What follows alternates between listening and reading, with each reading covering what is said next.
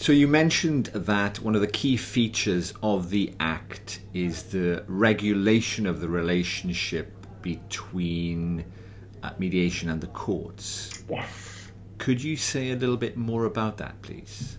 Okay, so one of the key aims of the Mediation Act is to divert more cases into mediation and take them out of the courts, ideally, right? Or at least prevent them from going to full hearing in the courts.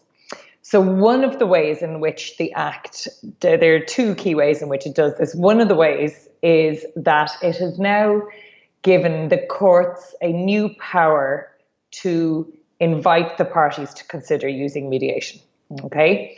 And this is set out in Section 16. So in Section 16, when a case comes before a judge, the judge can either of his own initiative or her own initiative, or on application by one of the parties to the case, invite the parties to either consider mediation as a means of resolving the dispute, and or can provide the parties with information on the benefits of mediation.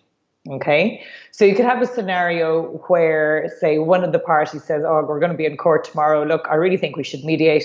I'm going to ask the judge to invite the other party here to go to mediation. Okay, or the judge could say, jeepers, this seems like a case that's suitable for mediation.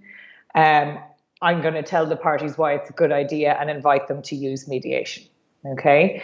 The court can then also make other orders if the parties agree to this invitation to facilitate the mediation. So he or she can stop the time limits from running, adjourn the case until a certain date in order for the mediation to take place, etc. So that's quite a substantial sort of a power, if you like, to give judges. Okay, it seems quite sensible.